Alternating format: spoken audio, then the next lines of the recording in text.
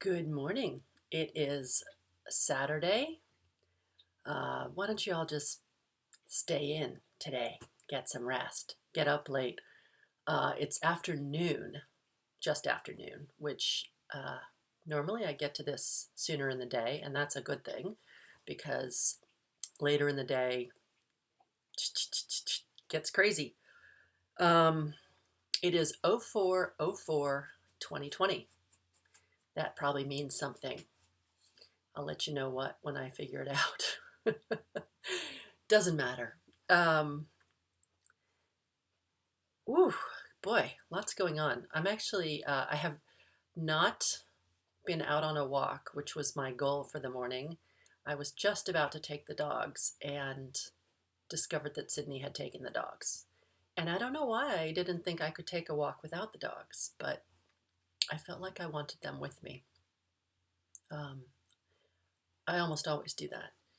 So instead, for my grounding moment of the day, I have what is known as Tanya's big ass crystal. I'm just holding. Makes me feel good, especially when I think about where this came from, which was this amazing man in Dharamsala, India, where I was stuck in a different way, but it wasn't really stuck. We were there during the currency crisis they were having, where you literally couldn't get money anywhere. And in Dharamsala, which is sometimes where the Dalai Lama is, um, there are monks everywhere. And I have all kinds of crazy photos of, monks lining up at banks to get money, and it was a very unstable, crazy time. It was the run on the banks that we're not having right now because they were getting rid of, I believe it was the 100 rupee bill. I need to talk to some of my Indian friends to get this all straight, but they were trying to get rid of corruption, and this was the way they did it, was to get people to take out all the money from under the mattress, so to speak, and um, put it into the banks. Anyway, that's not really the point of my story. The point is, yeah, I met this incredible man and I was with my friend Chase, or Phyllis Chase, who really I wouldn't have survived without her, because while we were there, my credit cards all got shut down and hers were still working. Mine got shut down because I was traveling in India, and so they got flagged and they said, "Oh, we'll send you a new credit card." And I said, "Well, that's not going to help me. I'm in India." Um, and it was the back end of the same trip that I was talking about yesterday with my friend Tanya. I'll post that video later today. And the whole beginning of the video, we go on and on about our rubies and our jewelry. And, by the way, these are not the fancy kind of rubies, like the gemstone ruby, princess rubies. um, these are, I think, as my dad would say, oh, that's just corundum.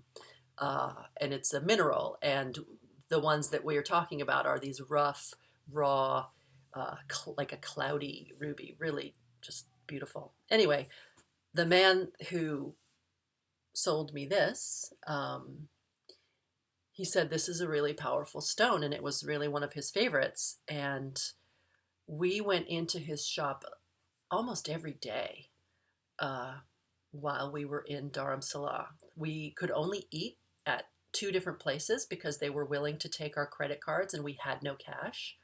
Um, our little hotel was on the third floor of a building, and there was a bank on the first floor. So every day when we walked in or out, there would be at least 100 people sitting on the stairs all the way up, just waiting in line to get into the bank, because you were only allowed some certain amount every day. And so it was horrible for business in town. And there were so many things I would have bought just to be doing business with people, and I couldn't because they couldn't take credit cards. Um, this man I will have to look up his name, and I have lovely pictures of him, and um, I'm friends with his nephew on Facebook. No, on Instagram. On Instagram, I think. Um, and he sold jewelry, and of course, we had to do our share and buy a bunch. But at the very end of our trip, we were so desperate, and we needed cash. I think even to pay for the hotel. And this man had always been honest and always paid his taxes and wasn't afraid of what was happening in India. He was very calm, and he's barking. Um, and I said, "Can I just do a transaction with you on the credit card and get cash in exchange?" And he said, "Absolutely." And so he became my ATM machine so that we could pay our hotel bill or whatever it was, or food or whatever it was at the end that we needed. Um,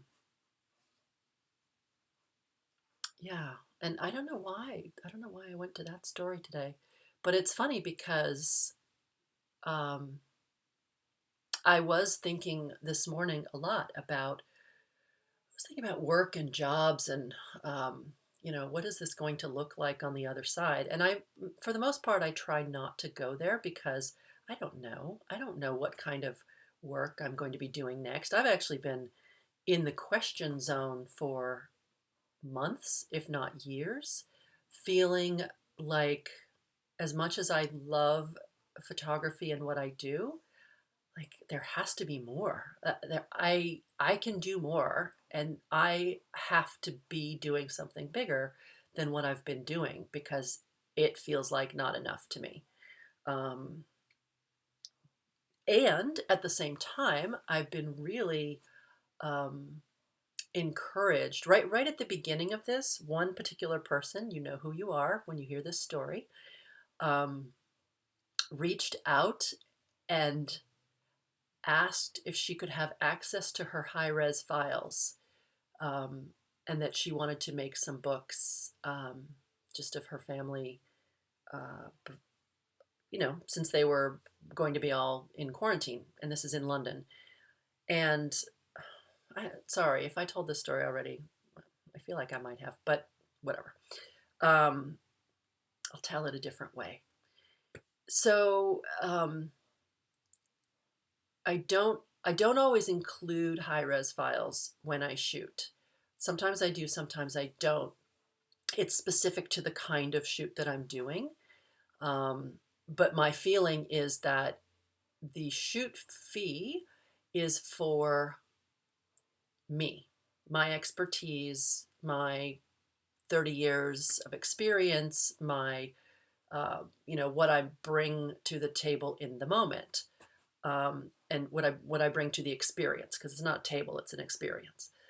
Um, and then separate from that, it used to be that people would order prints or things like that.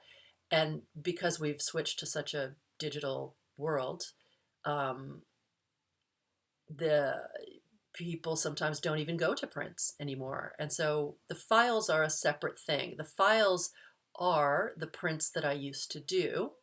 And sometimes I still make prints. And I know Marina, for example, has the most beautiful hallway in her house. So does Cathy. Um, Full of photos, like the family rogues gallery, the Hall of Fame, um, the family over the years. And I can never get a good shot. Oh, and Elizabeth has that too. hmm You guys all have done such a beautiful job at choosing the right photos for you and then adding to the collection slowly over the years. And it takes my breath away. And I was there. I took the pictures, but there's a part to the process that happens after the the experience. There's the energetic photo session, and then there's what you do afterwards with it. And so I'm, God help me, just stay on topic, Tanya.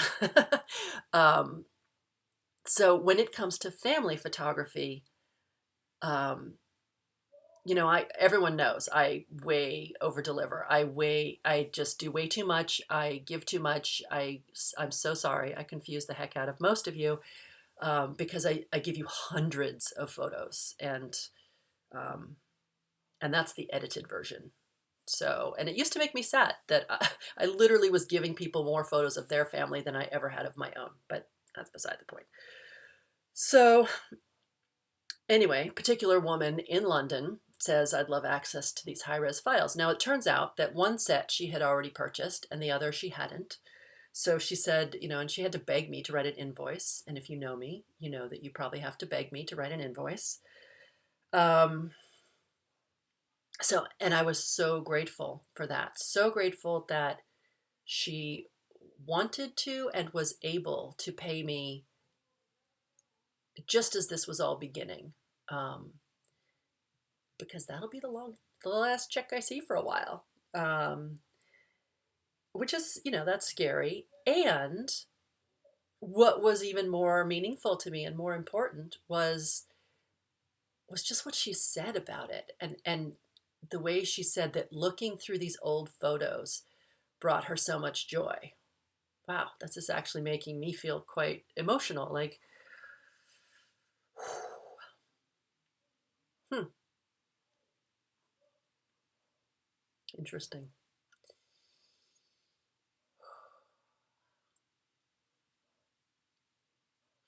So, yeah. God, why is that? Why is that? I don't know. It is why I do what I do. I love it when somebody gets it. Um, it's sort of like a dagger to the heart when somebody doesn't get it. And every once in a while, there's like people who don't get it. Um, and as I have gotten stronger, I've also learned to let go of those people, to let go of the ones who don't get it. And uh, this is also a really interesting part of um, uh, what I learned yesterday from Fiona about, no, it was 2 days ago, from Fiona about the human design thing I mentioned yesterday, and this idea of that I'm a projector, and that I kind of, I'm sort of like the drummer with my own drum. I don't know what to call it. I called it like a leader connecting with other leaders, but it's not just that. It's like I do my own thing in my own way. And for a long time, I never explained it, and people got it anyway.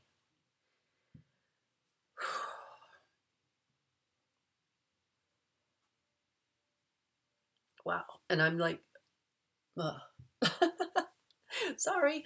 I'm feeling so grateful for those people who got it and got it for years and years. I mean, you have no idea what it's like to, you start off as a wedding photographer and you're shooting people's really intimate, kind of family, private thing. And I did it for such private people that for the most part, I was never able to show the photos, share the photos. I have the most extraordinary pictures that you will never see, which is a shame. Um, but a lot of people see them and they're meaningful to a lot of people. And then the next level for me was when I began photographing families. And I started doing that uh, um, not from the beginning. I started doing that when I was pregnant with Alex. So that is 1998. And I remember that first shoot. I was 7 months pregnant, something like that, chasing Connie's two boys at the time, um, up and down sand dunes in somewhere on Long Island, the Lawrence Beach Club, I think. And I remember being so out of breath and thinking, well, this isn't going to work.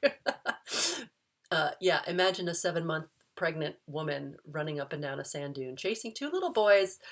and just, laughing and having a good time with them. And I went back and photographed those two boys and then her three boys for years. Years. I mean, 5, 6, 7.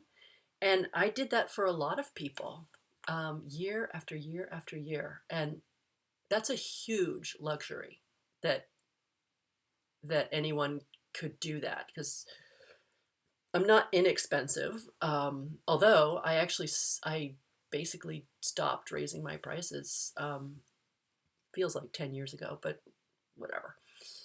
I told you I'm bad with money. It's not my thing.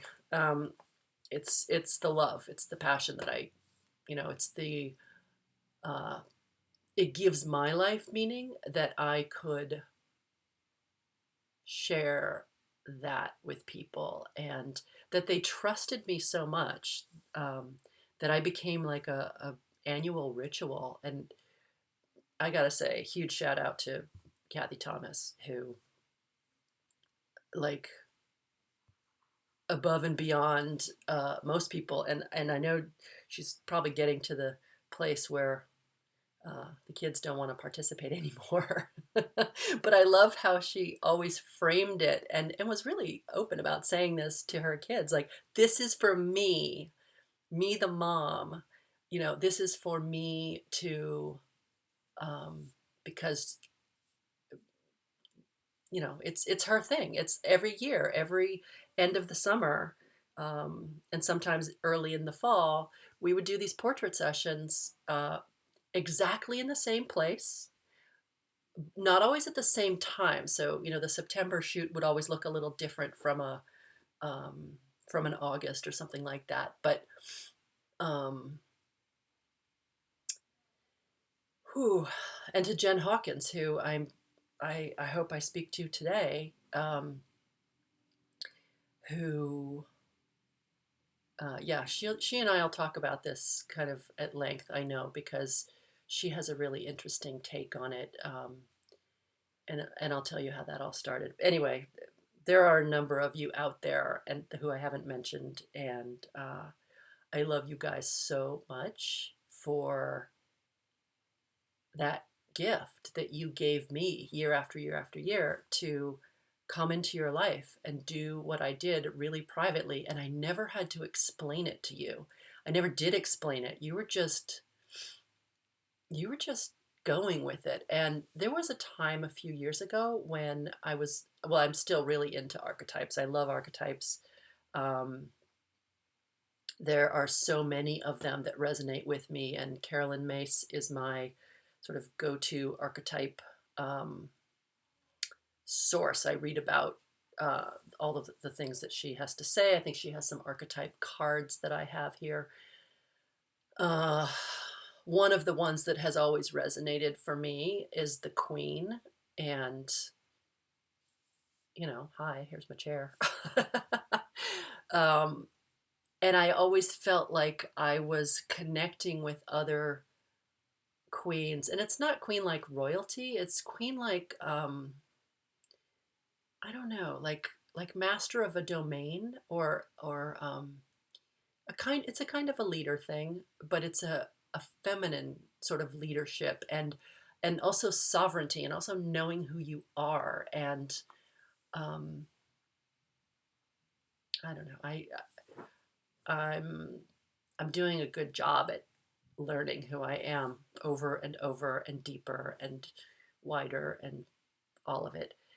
But I always felt like those women who came to me, because it was almost always the women who came to me over and over again for years or a decade, have a really special place in my life, because they saw something, and they didn't have to ask other people um, about it. They made their own decisions. They said, this is for me.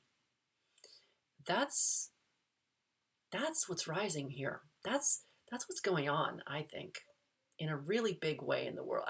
When I think about the jobs that are becoming more important and the jobs that are becoming less important, I'm like, Man, oh man, big shout out to the moms right now, the ones who are dealing with 4 kids at home. And I have a lot of friends with 4 kids. I have a shocking amount of friends with 4 kids or 2 kids. I mean, any of it. I cook every day for Sydney, which is awesome. Um, thank goodness my son's cooking on his own. But, cooking for 4 kids every day, 3 meals a day. Whew, wait till I talk to Jen because she's gonna show you how it's done. Um, but those are queens. Those are sovereigns. Those are leaders. And right now, moms are like the new CEO, right? I mean, who's important in the house right now? The CEO or the mom? The mom. um, yeah, which is funny because I posted a link to a thing I thought was super interesting from Simon Sinek, and he was speaking with a former military guy, I guess, about leadership and communication and connection and business stuff. And I love that stuff. Really, I love it, even though I never had a job, like a real job. Um, and then I posted something from Lee Harris because you all know I love Lee, and he was speaking all about the energy of what's happening right now, and everything he said felt exactly like where I am and what I'm going through, um, and every minute I have to keep reminding myself to just be here now and keep not knowing. And I'm pretty good with that. I'm okay with not knowing. I'm not trying to build a business here or figure out what my next step is. I've been trying to do that for 8 years. Really. I've been trying to figure out what's next for 8 years. I have this horrible old website that I haven't been able to fix, which makes me laugh because now it makes perfect sense. Of course, I couldn't fix it. What was I going to do? Build another website for wedding photography? No, that's not what I'm going to do. Build a website for family photography? No, that's not it either. Um, it's, and yet I still could do those things and still would do those things. But what I'm doing right now is explaining more of me, my process, what I've been doing all this time without explaining. And that's why I'm so grateful to the people who never needed me to explain it. Um, and I don't know, I guess it was more of a feeling. We didn't connect via the internet. No one did back when I started. I forgot when I got my first computer. Maybe it was 94, maybe. Um, Cost me a small fortune. And yeah, I could say so many more things. This is already too long. Um,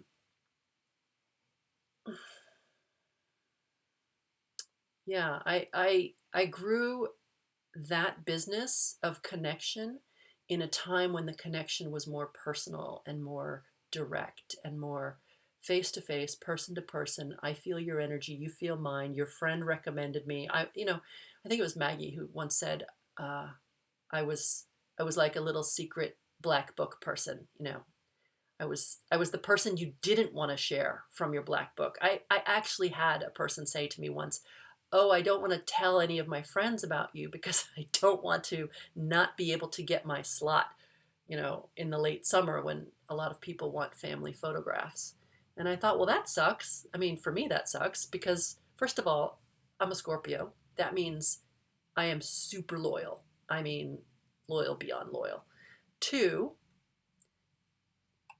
certain people. Not to everybody. Uh, I am super loyal when it comes to uh, in a sort of an energetic way. So I know who my people are. I know who has always been there for me, and I would move a mountain to be there for them. So I'm happy that I could deliver these photos to mystery person in London who I love, um,